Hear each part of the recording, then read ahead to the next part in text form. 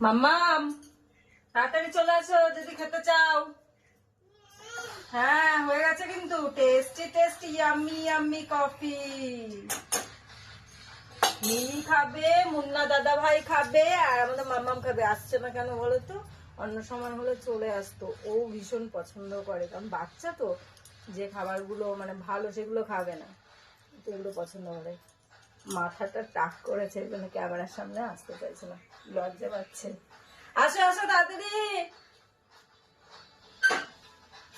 Coffee খেলে চলে আসো। আর না খেলে আসতে হবে না, দেবও না। সামনে আয়, ক্যামেরার সামনে আসছে না। লজ্জা কিসের?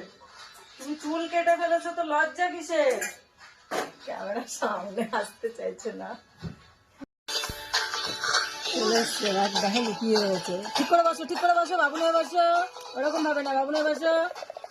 হ্যাঁ, সুন্দর করে বসো। মাথায় চাপ করেছে, তাই জানি। আমরা এখন কি করবো? টাকলুটা দেখা যাচ্ছে, একটু ঠিক করে। এখন দুজন মিলে কফি খাওয়াবে, বাট ওকে বাটিতে দেবে, ঠান্ডা হয়ে যাবে তাড়াতাড়ি।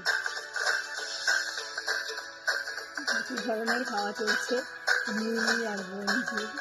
ওরে টাকা একটু ক্যামেরার দিকে, তো মাথাটা দেখা যাচ্ছে। এই টাকা